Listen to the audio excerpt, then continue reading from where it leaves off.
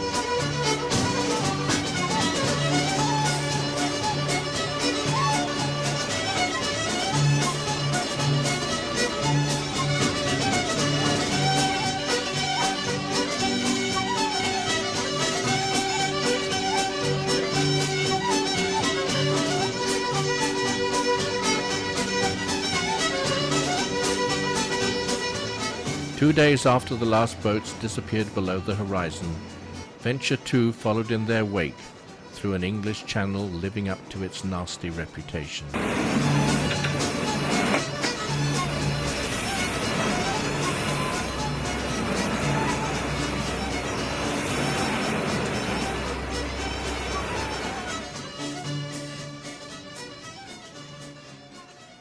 We spent the first night in a new marina in Portland, which will be the site for the Sailing Olympics in 2012.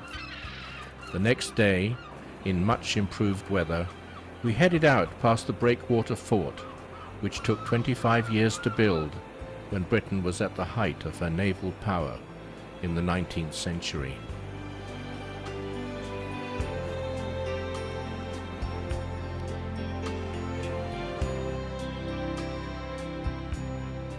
We sailed past Portland Bill, which extends its club foot into the English Channel to obstruct its flow and create the notorious maelstrom of overfalls and violently breaking seas called the Portland Race, which we took care to avoid by staying well offshore. Our next port of call was Brixham, which in the Middle Ages was the largest fishing port in all of Britain, and which gives its name to the Brixham trawler.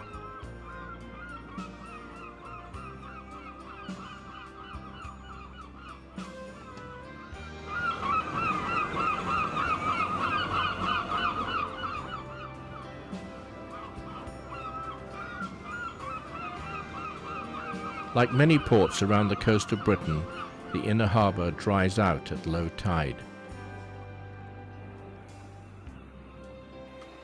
We had now reached the West Country county of Devon, where verdant hills, so typical of the English countryside, slope steeply down to the sea. Coastal towns are tucked away in craggy indentations, known in this part of the world as coombes. Salcombe first appeared in the records in 1244 and has a bar, or shallow area, at the entrance to the inlet, which can be dangerous in bad weather. The only hazard we faced was manoeuvring our way through flocks of sailing dinghies, battling it out in races associated with the local regatta.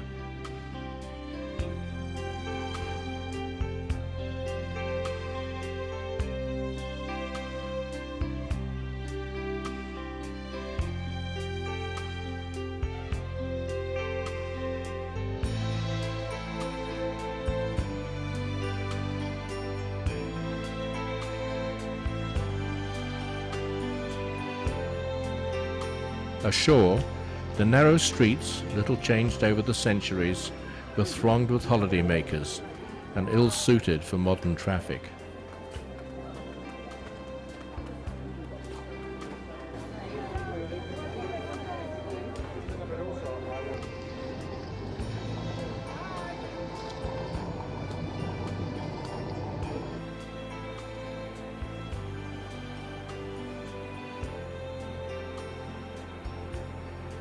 There are many wrecks off this rugged coast, including one dating from the Bronze Age.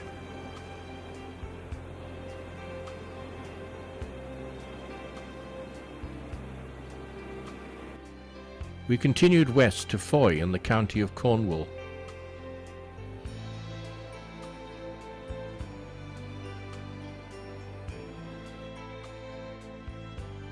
This part of the country has long been famous for the production of china clay. As recently as 2008, 1 million tons was exported annually from this tiny port to countries around the world, and relatively large freighters are a surprising sight in this picturesque harbour.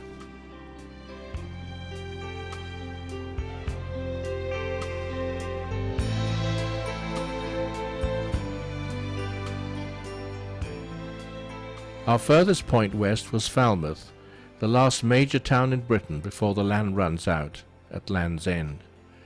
This location made it the natural point of departure and the first landfall for vessels returning from long voyages overseas. One of these was HMS Beagle, which called here in 1836 on her return from the Galapagos Islands, which we visited last year.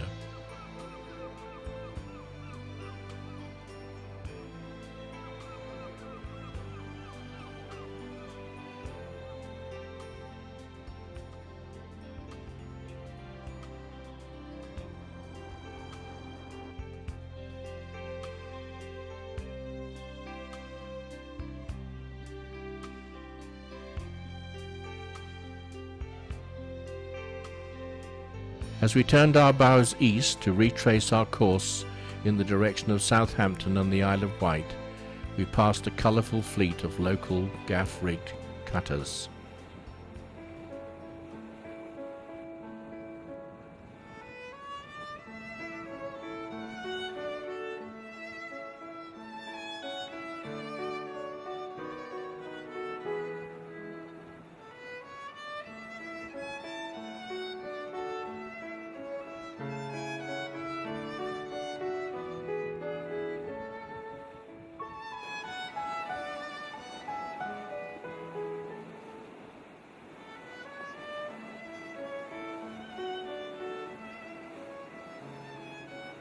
We visited the historic town of Plymouth to meet up with family and friends and enjoy traditional rides in the Barbican area, which dates from the 11th century.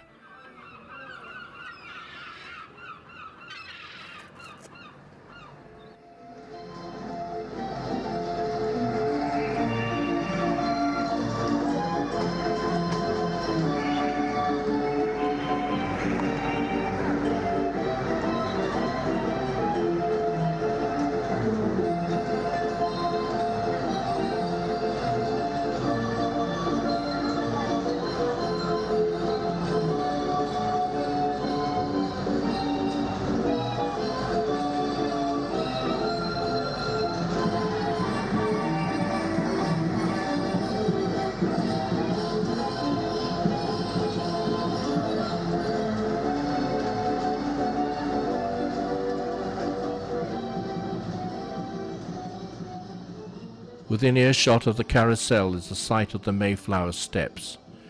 A nearby wall carries plaques commemorating the many historic voyages which left from this spot, chief among them being those which led to the formation of the United States of America.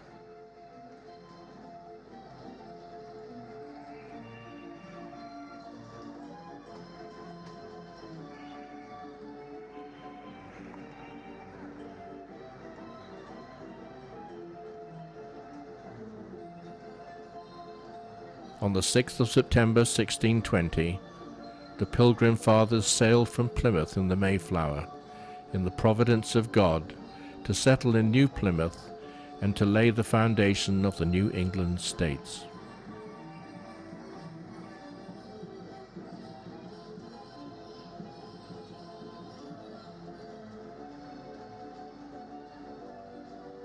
Other voyagers left here for destinations even further afield when the tiny country of Britain was busy colonizing the world.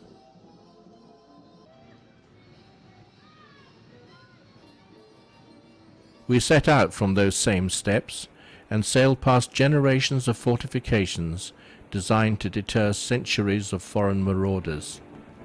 They could not, of course, stop bombs falling from the skies in the Second World War, when Plymouth suffered 59 bombing raids, which destroyed over 3,700 houses.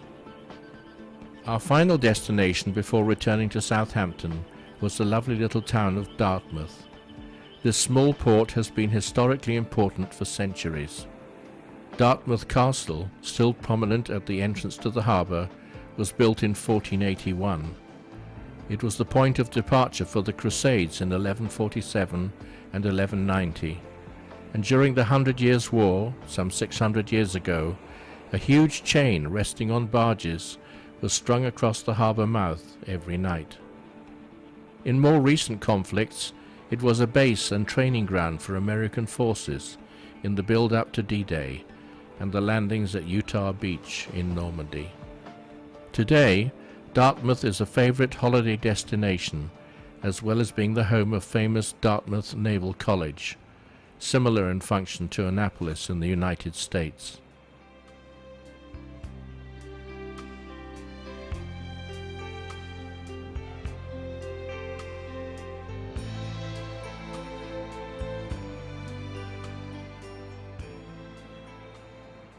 Thousands of yachts crowd the harbour, and ferries link the towns of Dartmouth on one shore to Kingswear with its colourful houses on the other.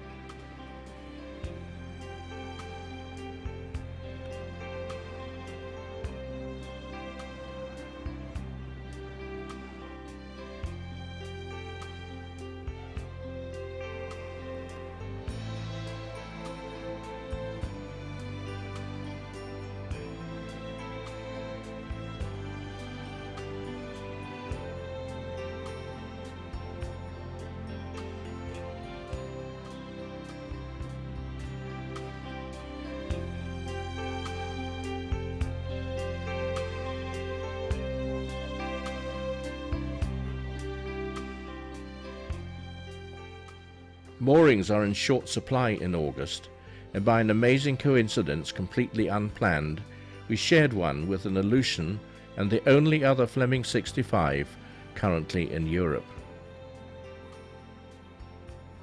A steam train links Kingswear with Paignton a short way along the coast.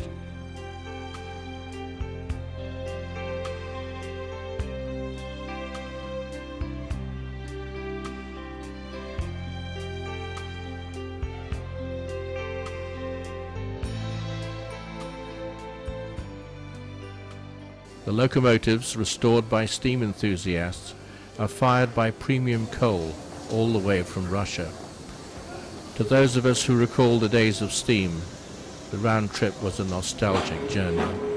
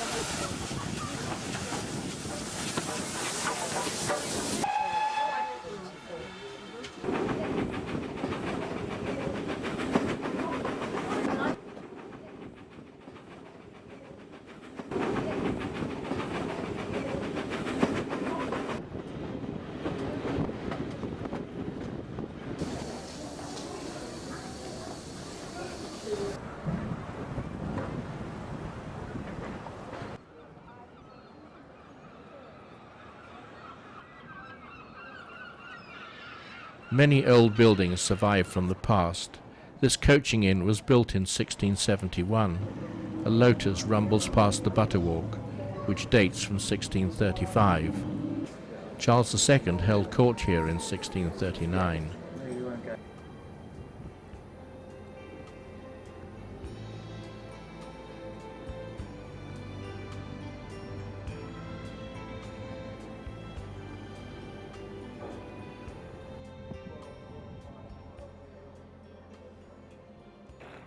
At high tide, the Dart River is navigable inland for several miles, and we took Venture's tender upstream through lovely English countryside to the village of Dittisham, where we had lunch at the ferryboat inn.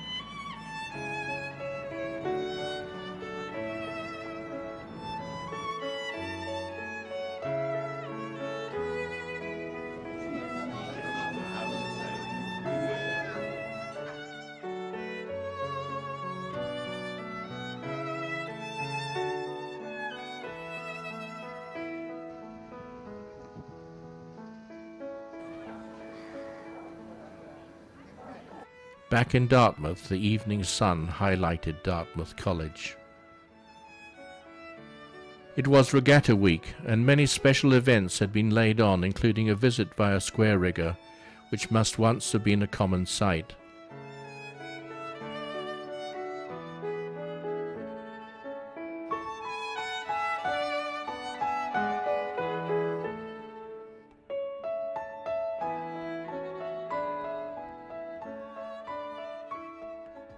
Unfortunately, bad weather cancelled the flypast by aircraft from World War II.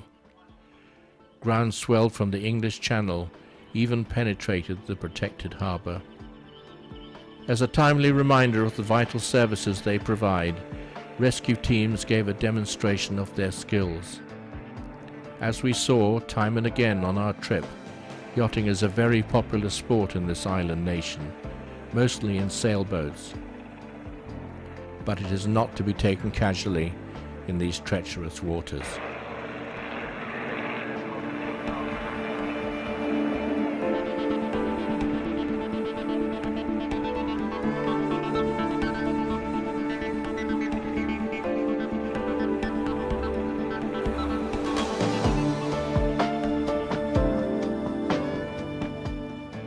The following day we headed directly for Southampton, with the cardinal markers delineating the danger spots, and on past the Needles at the western tip of the Isle of Wight. 2 months later, this place experienced winds gusting to 100 miles an hour.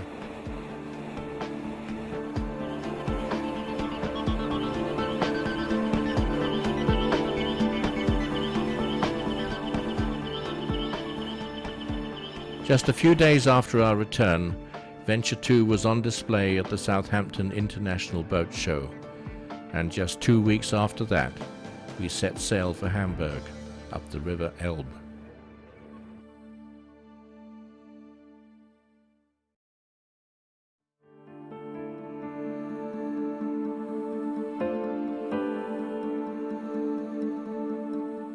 It was early on the morning of October the 12th when we departed the Itchen River in Southampton.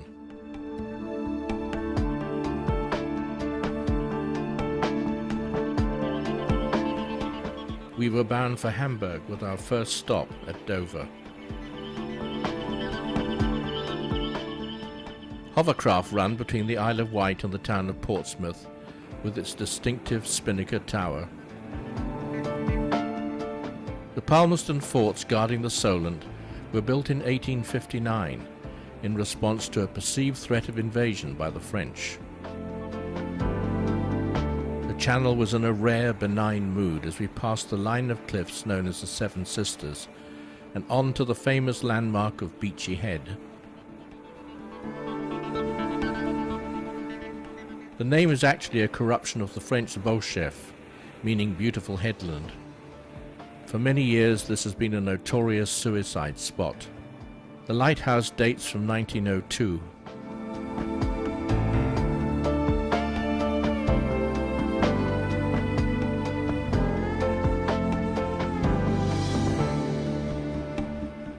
We reached over at sunset and received a green light to enter the harbour.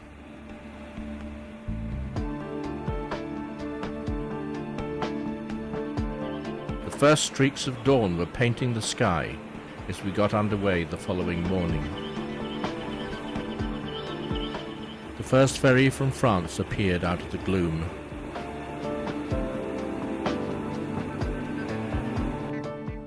Over White, Portland, Plymouth, variable, becoming mainly easterly or northeasterly, 3 or 4, slight or moderate, fair, good. Nothing good about that. The English Channel is a virtual freeway of shipping which has to follow east-west separation zones. Vessels crossing the channel must do so at right angles. Here Venture is shown in red, with other traffic as triangles with red arrows denoting their course and speed. The dotted circles mark wreck sites. We were intercepted by a French customs launch and asked to slow down and answer a number of questions on the radio before being allowed to continue on our way. We passed numerous ships at anchor near the coast. We spent the next night at Scheveningen in Holland. We arrived after dark and tied up alongside a fishing boat, which fortunately was not leaving in the middle of the night.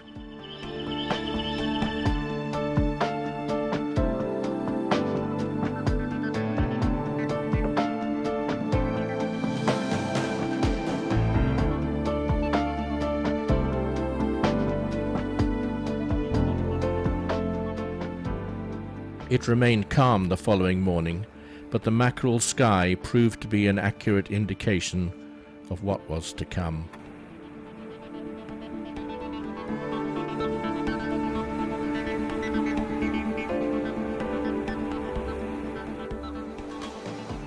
We again passed through a fleet of anchored ships, here represented on the radar by a group of triangles.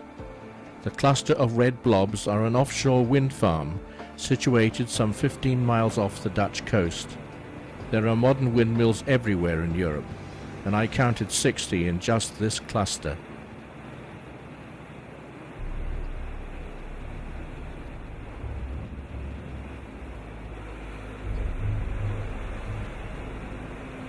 We were then hailed by a Dutch Coast Guard boat, which launched a rib, which sped over the waves and came alongside to board us.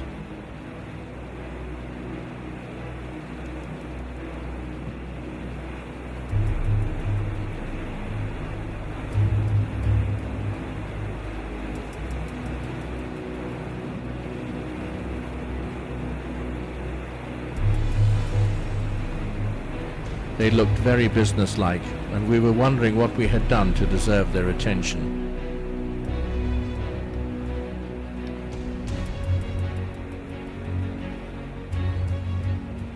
The previous evening we had used an inshore route intended for small craft, for which we qualified, being less than 20 meters. It turned out that our AIS transmitter had been wrongly programmed, and it was broadcasting our length at 25 meters. Our official papers confirmed our correct length to the boarding party, who then checked the vessel and went on their way with a friendly wave.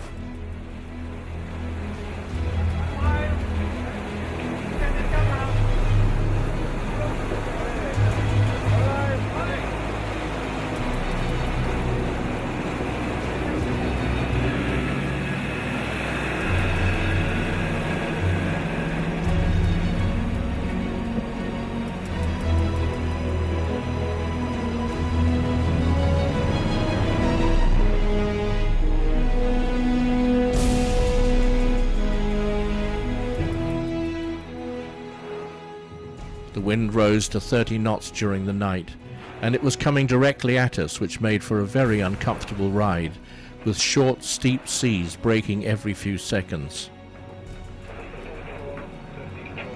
Good morning, from Rotterdam to Hamburg, point.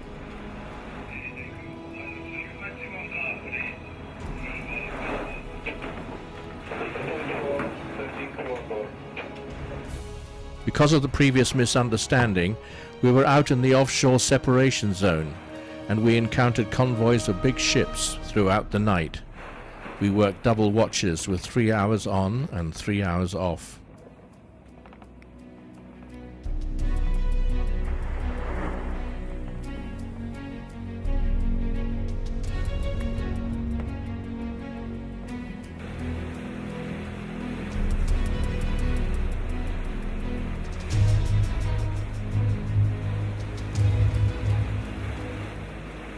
It was a great relief to enter the protection of the Elbe estuary. The wind was still strong, but the waves had diminished.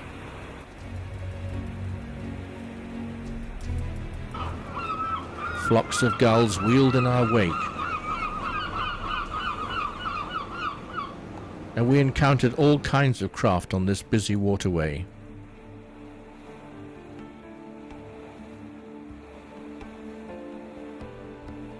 As we approached Hamburg 60 miles upriver, the low-lying banks gave rise to wooded slopes and attractive houses.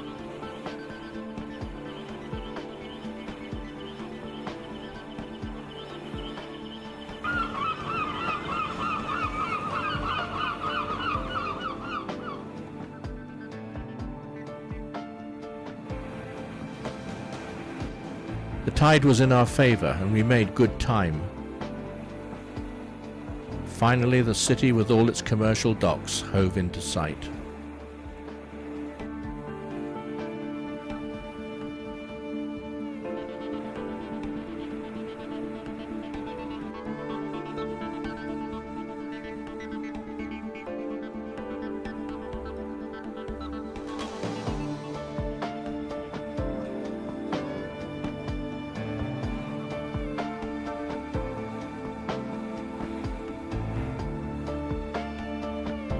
At this point, the Elbe separates into many channels.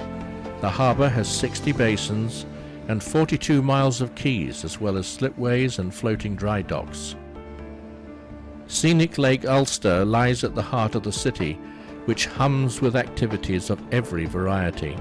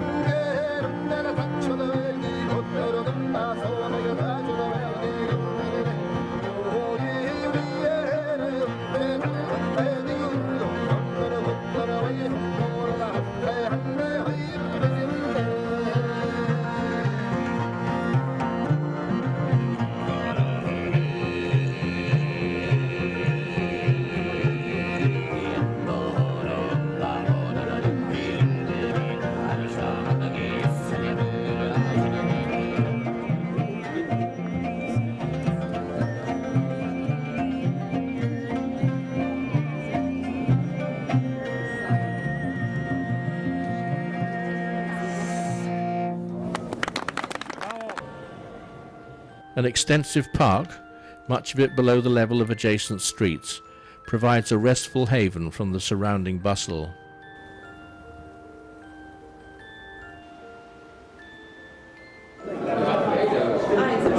Restaurants abound, including this beer house serving traditional food and beer brewed on the premises. Early every Sunday morning, the fish market attracts hundreds of people. The market offers far more than fish, including live music inside this original warehouse.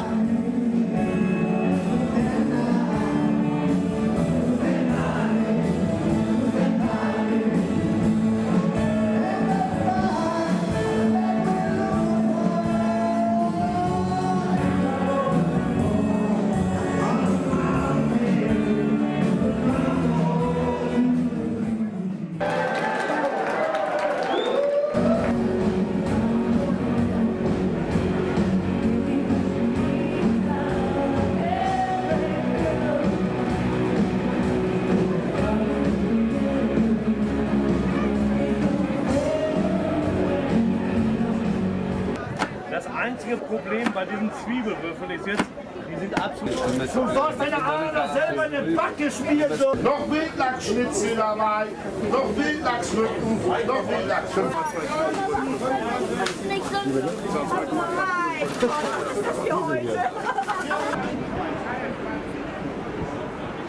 Hier 20, 20, 20, und ja, jetzt dazu. 30 großen Lachsbein, Pfeffer, Makrele dazu, Bügel dabei, 30, 30, 30, 30, noch einmal, 30 Euro. Ganz gut. Zwei dicke große Pfannkuchen dabei. Ja, der Kernhuse Weintraum, einmal, zweimal. Hier kommen der Kernhuse Weintraum dabei. Hier kommen die Bohnen. Den Staubsauger für die Kinder. Einmal raus damit. Hier kommen wir 5. Hier kommen wir dabei. Hier kommen wir dabei 10. Dazu, ja? Alles eine Family.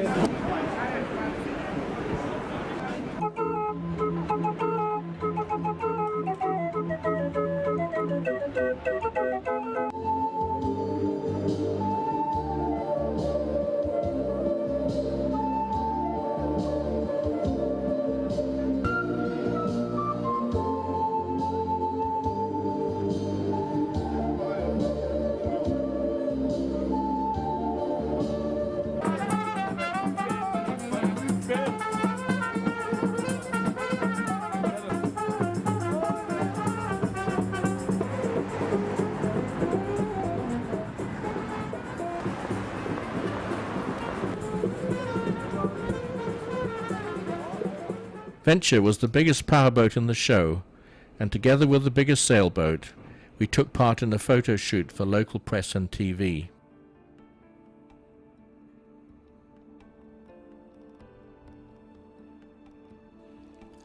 This earned us a picture in the local newspaper.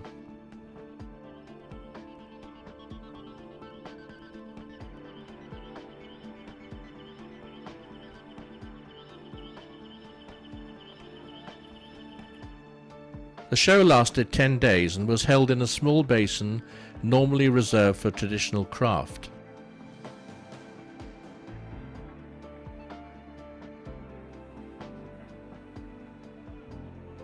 This vessel is about to leave on a 4-month trip to Cuba and Central America with a crew of young people. Crowds of friends and relatives have come to see them off. It was now our turn to start our journey to Düsseldorf. A barge load of Airbus parts was the first of many commercial vessels we encountered as we headed back down the Elbe.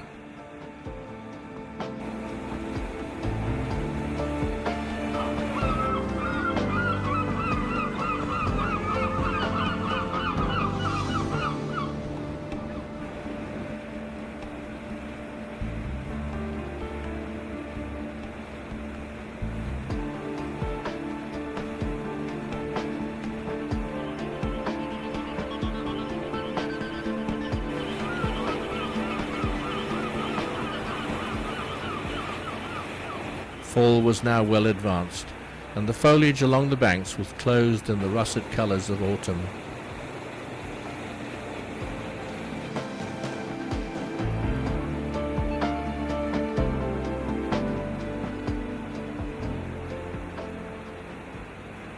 "11 miles downstream we passed Meeting Point, where inbound and outbound ships are hailed from the shore in a moving ceremony which has been practiced for more than 50 years. Here the national anthem of the Port of Registry of the passing ship is played on loudspeakers, and the appropriate national flag is raised and dipped. Details of where she has come from or where she is bound are announced, and she is welcome to Hamburg or bid farewell and wished a safe journey. We reached Cuxhaven at the mouth of the river just after dark. The marina was closed for the winter except for ourselves and a couple of sailboats, homeward bound after the show. At noon the following day we headed out into the North Sea, where strong winds were once again on the nose for the overnight passage. It was not yet daylight when we turned in between the Frisian Islands. The tortuous channel had to be navigated with great care, following the flashing lights of the hundreds of red and green marks. The satellite view clearly shows the maze of sandbanks on the approach to the town of Harlingen.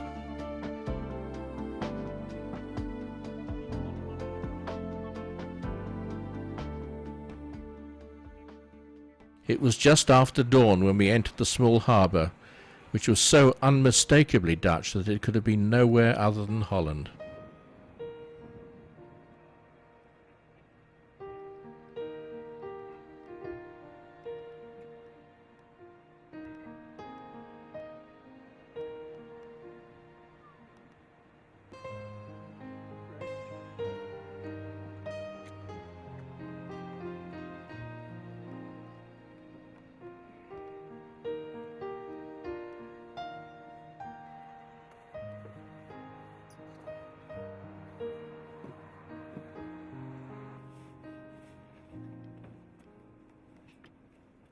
We tied up right in the centre of town.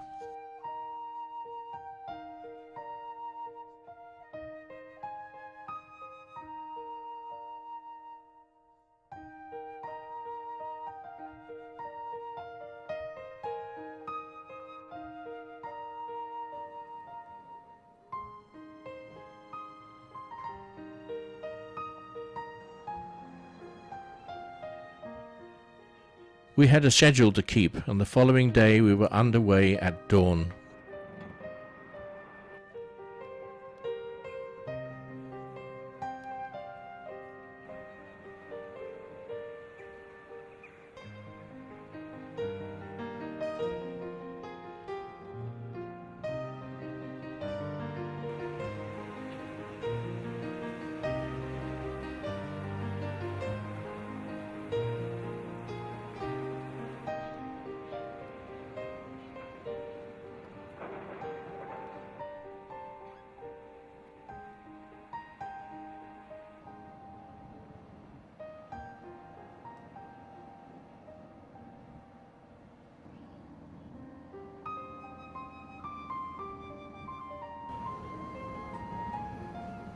The ferry entering the harbour was from the Frisian island of Terschelling. We visited the fuel barge moored in the busy commercial harbour, which was tucked away without imposing its presence on the traditional town. This was our first visit to a fuel dock since leaving Dover. As the price was high and had to be paid for in cash, euros only, we took on just 250 US gallons, enough to provide us with a safety margin to get us to Dusseldorf against the strong currents of the Rhine and the Isel. We were now in the world of the barge. The ships on the Elbe were ocean-going, but we were now entering the amazing network of Europe's inland waterways, which transport a huge amount of freight. Some of these barges are family affairs, providing both a home and a livelihood for their owners. Others run 24 hours a day with double crews, working 2 weeks on followed by 1 week off.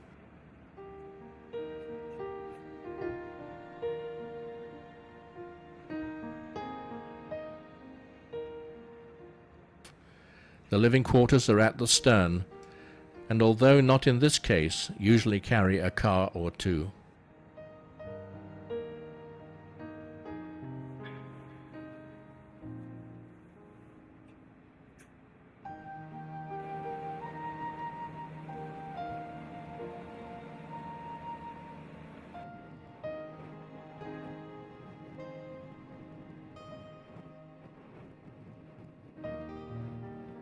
We headed south down a channel deep enough for venture, just 2 hours either side of high tide. We passed through a lock into the huge freshwater lake called the IJsselmeer. This had been part of the North Sea until it was divided off by a 20-mile-long dike built in 1932. We shared the lock with a barge and had to watch out for the powerful wash from its twin rudders.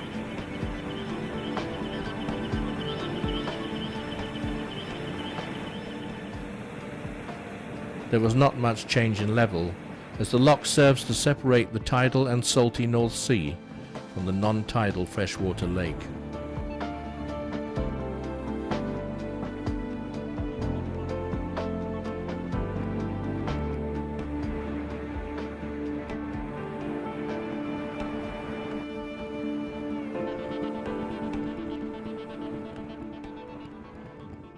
The IJsselmeer is 425 square miles in area, and the low-lying land was barely visible on the horizon. We still had strong headwinds, but this time the spray was fresh water, which washed away the salt accumulated on the North Sea. Another group of windmills and this bridge marked the entrance to the IJssel River, and from now on we would be following rivers and canals all the way to Düsseldorf.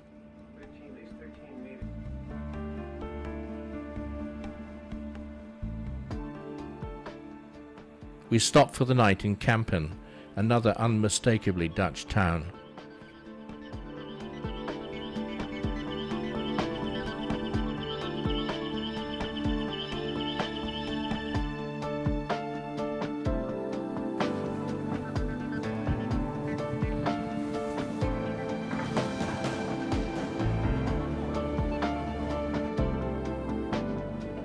Cheese is obviously very popular in this town.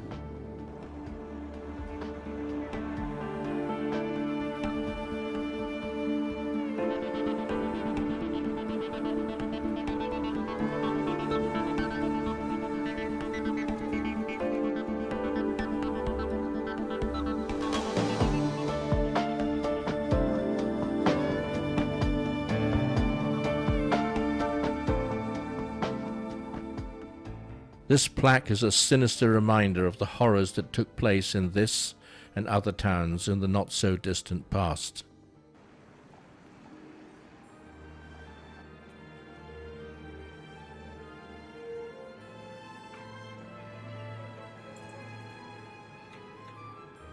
The following morning we passed under a lift bridge which had been raised for us and headed up the IJssel against a 3-knot current.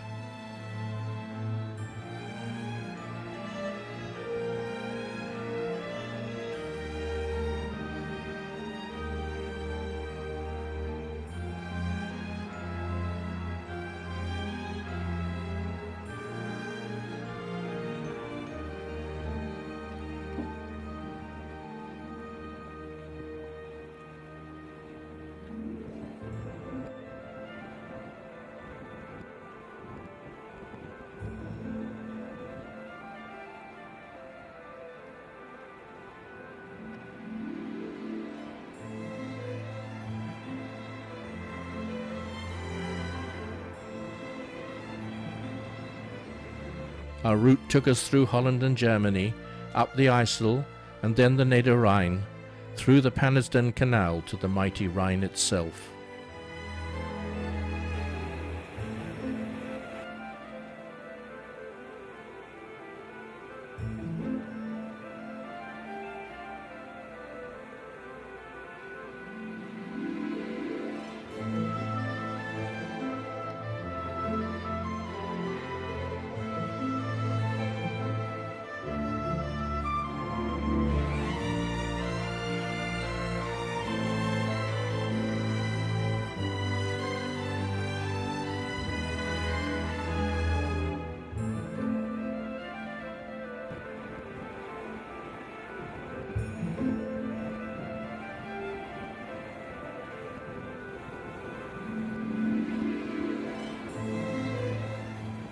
Huge flocks of cormorants exploded from the water ahead of us.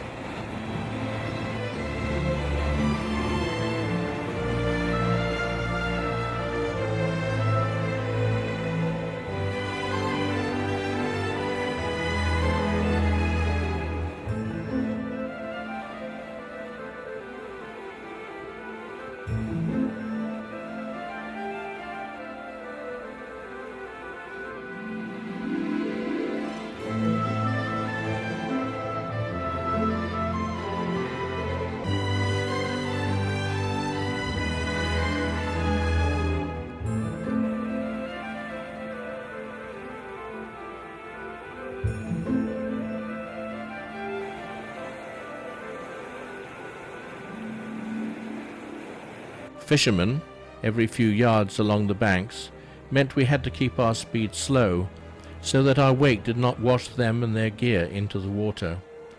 This meant that with a 3-knot current against us, we could only make about 6 knots over the ground. Skeins of Canada geese were getting ready to fly south for the winter.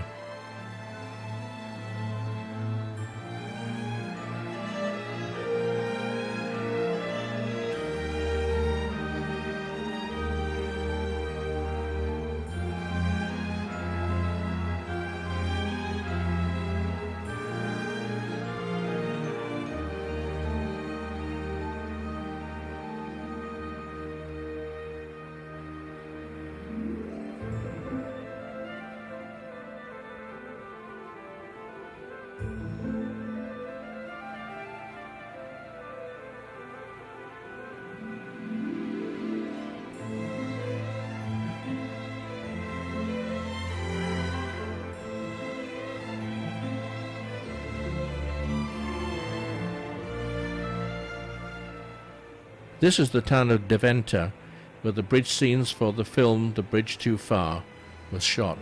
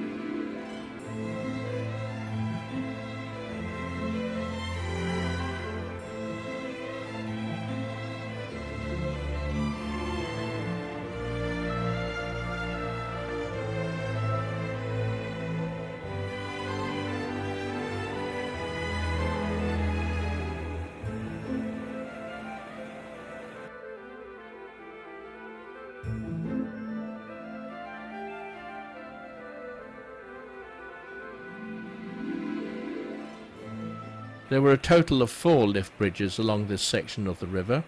This one is at the town of Zutphen, where more scenes were filmed.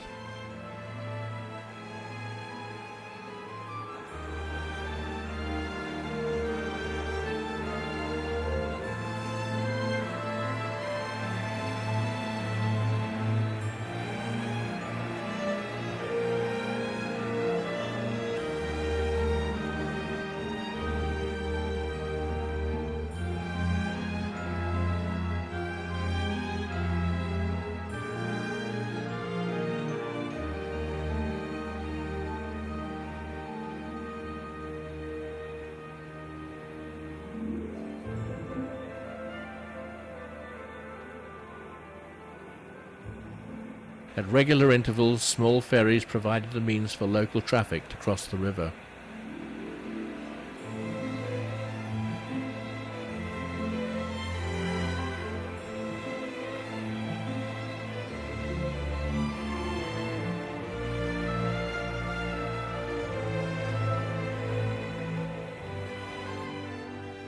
We stopped at a small marina in Duisburg and woke up in the morning to find fog, which was too thick for us to safely navigate the river.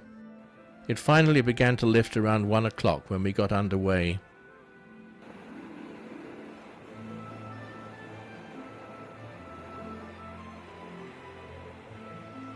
Even so, we had to proceed cautiously as barges materialized ghost-like out of the mist.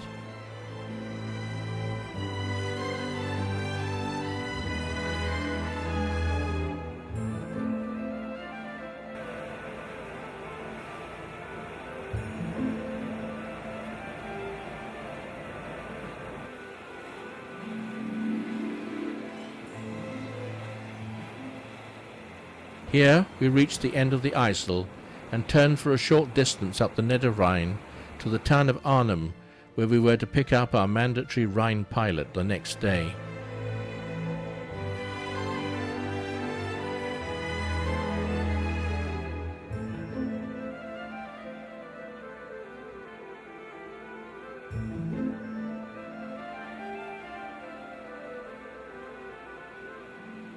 We passed under the very bridge which was the scene of bitter fighting in September 1944, and which was the Bridge Too Far in the film of the same name.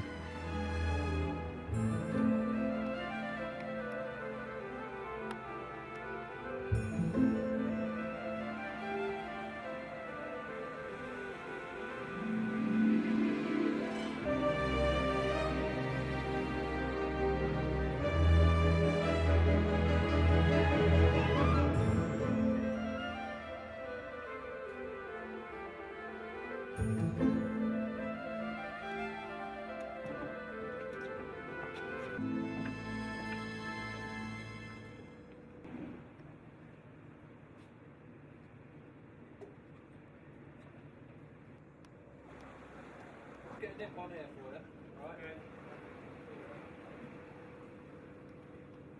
The marina was full, but we found a spot to tie up next to some houseboats, alongside walls generously decorated with graffiti.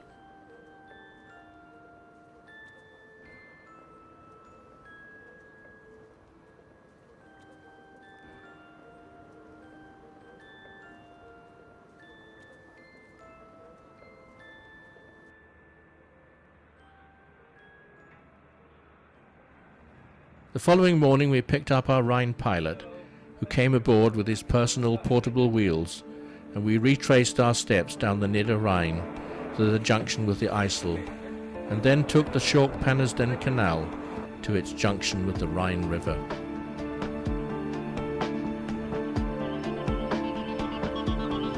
The barge traffic increased enormously as soon as we reached this major artery.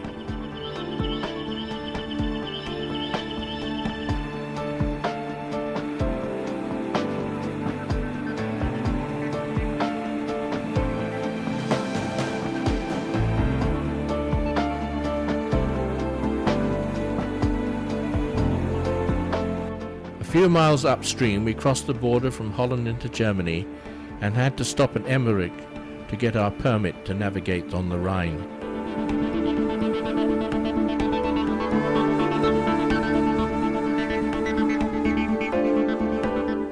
We tied up alongside a government dock while an official took details of the boat and issued our permit.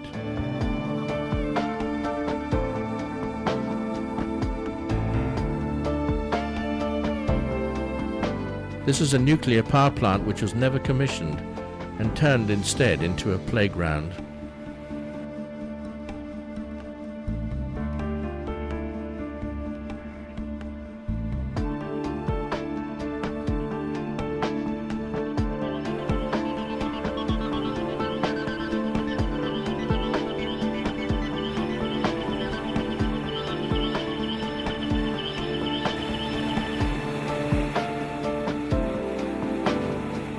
Along some stretches, barges navigate within a few feet of the banks. We spent one night in a small marina at Wessel.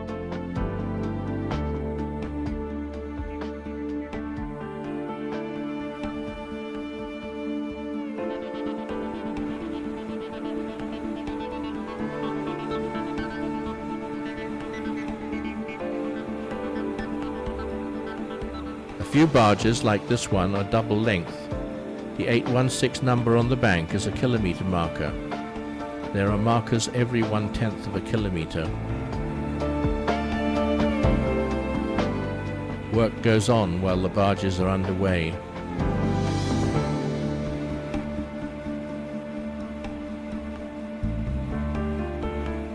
This bridge is a casualty of World War II.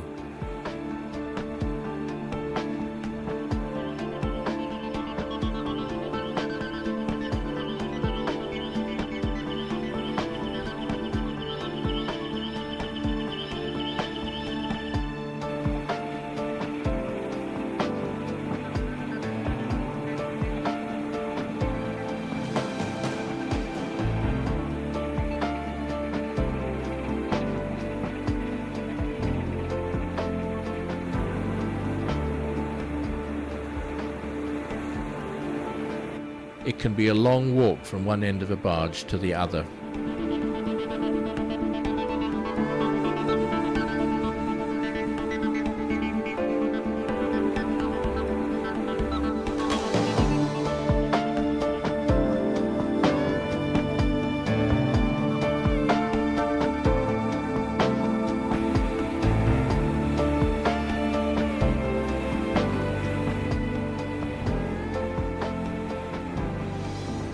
At Duisburg, the river becomes very industrial.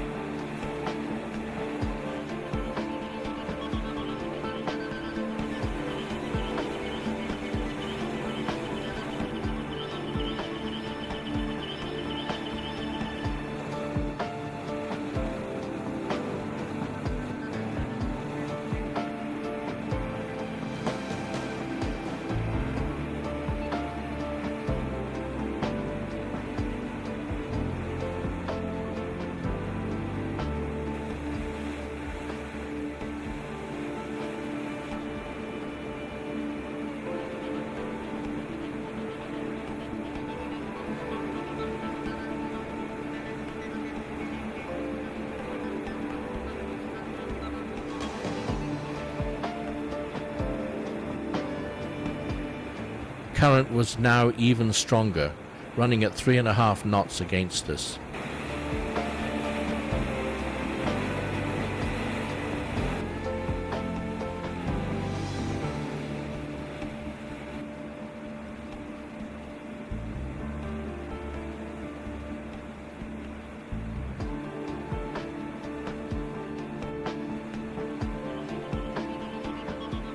One barge even had our name.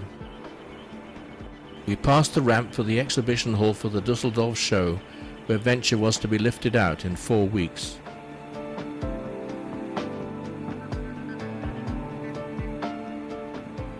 We had arrived at Dusseldorf, a city built at a great loop in the river, requiring tight turns by the heavily loaded barges.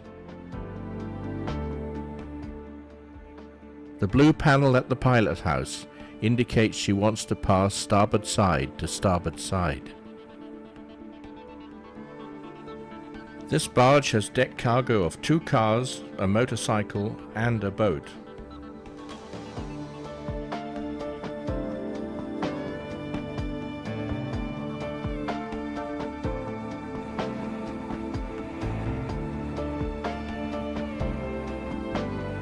We had reached our destination, a small marina overlooked by quirky architecture and in the shadow of the prominent TV transmission tower.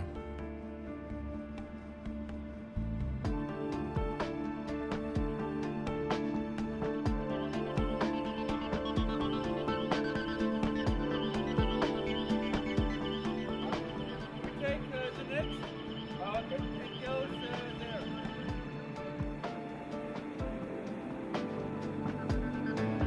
We stirred up some mud as Venture was eased into her tight berth, but she was secure and remained here until December the 15th, when she was lifted out for her next show.